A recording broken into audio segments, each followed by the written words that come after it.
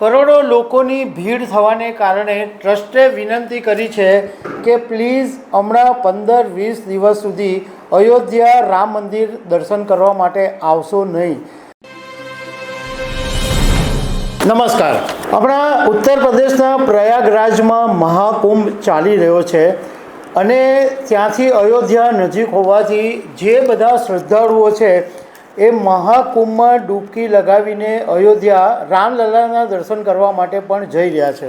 પરંતુ હવે કરોડો લોકોની ભીડ થવાને કારણે ટ્રસ્ટે વિનંતી કરી છે કે પ્લીઝ હમણાં 15-20 દિવસ સુધી અયોધ્યા રામ મંદિર દર્શન કરવા માટે આવશો નહીં. પછી જ્યારે બધું શાંત થાય ત્યારે શાંતિથી આવજો. તો આના વિશે હું તમારી સાથે વાત કરીશ. મારું નામ રાજેશ શાહ છે અને તમે જોઈ રહ્યા છો ગુજરાતના સૌથી મોટા ડિજિટલ ન્યૂઝ પ્લેટફોર્મ ખબરછે.com. 13 જાન્યુઆરી 2025ના દિવસથી 26 ફેબ્રુઆરી 2025ના દિવસ સુધી ઉત્તર પ્રદેશના પ્રયાગરાજમાં મહાકુંભનું આયોજન કરવામાં આવેલું છે અને સરકારની ધારણા છે કે આ 45 દિવસની અંદર 40 કરોડ લોકો મહાકુંભમાં દર્શન કરવા માટે આવવાના છે. 144 વર્ષ પછી આ યોગ આવ્યો હોવાથી દેશ વિદેશના અનેક લોકો આ પવિત્ર મહાકુંભના મેળાની અંદર આવી રહ્યા છે અને હમણાં ખાલી આ એમ માનો કે 17 દિવસની અંદર જ લગભગ 20 કરોડ લોકો તો આવી ગયા છે. હવે જે લોકો મહાકુંભમાં જાય છે એ ત્યાંથી એવું વિચારે કે ચાલો ભાઈ અયોધ્યા રામ મંદિર એકદમ નજીક જ છે તો ત્યાં પણ દર્શન કરતા આવીએ.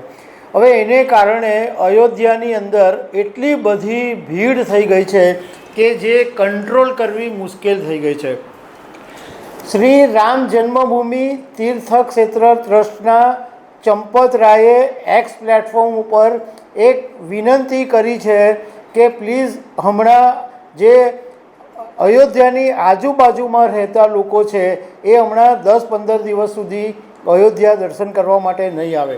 એમણે એક્સ પ્લેટફોર્મ ઉપર એવું લખ્યું છે કે મોટી સંખ્યામાં પ્રયાગરાજ મહાકુંભથી લોકો અયોધ્યા આવી રહ્યા છે અને ટ્રેન માર્ગે, રોડ માર્ગે એવા અનેક રીતે લોકો અહીંયા આગળ અયોધ્યા પહોંચી રહ્યા છે અને છેલ્લા 3 દિવસની અંદર અયોધ્યામાં શ્રદ્ધાળુઓની જે સંખ્યા છે એમાં અભૂતપૂર્વ ધસારો જોવા મળ્યો છે.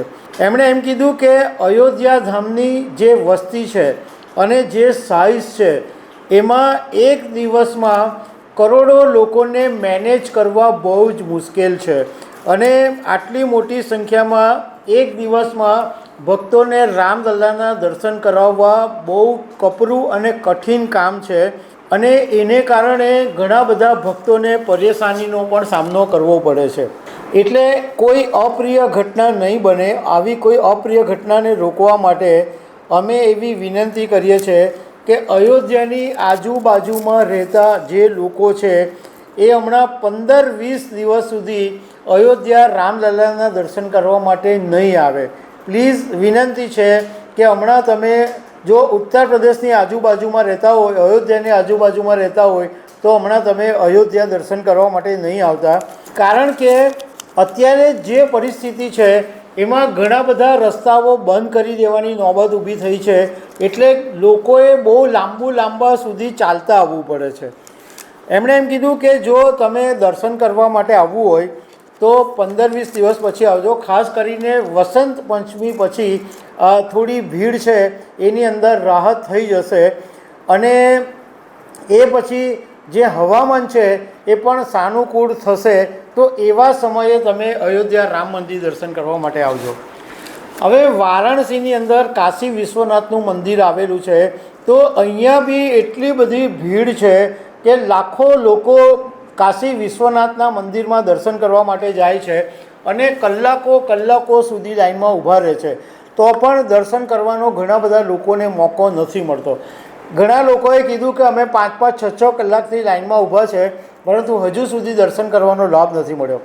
કાશી વિશ્વનાથ મંદિરે હજુ સુધી આવી કોઈ વિનંતી કરી હોય એવું ધ્યાન પર નથી આવ્યું પરંતુ અત્યારના જે પ્રમાણે સિચ્યુએશન છે એ જોતાં એવું લાગે છે કે ઉત્તર પ્રદેશમાં જેટલા બી ધાર્મિક સ્થળો છે એ ધાર્મિક સ્થળો પર લોકોએ હમણાં જવાનું ટાળવું જોઈએ કારણ કે ટ્રેનોની અંદર ભરચક ભીડ છે, રસ્તાઓ જામ છે, હાઈવે બંધ કરી દેવામાં આવેલા છે, એટલે તમે બહુ રીતે અટવાશો. તો એક વખત બધું 10-15 દિવસ પછી બધું એક ઠરીઠામ થાય અને મહાકુંભ પતે પછી એકદમ સારી રીતના અને શાંતિથી તમે દર્શન કરવા માટે જઈ શકો છો. તો દર્શક મિત્રો, આવી અનેક વાતો સાથે અમે તમને મળતા રહીશું. Thank you very much.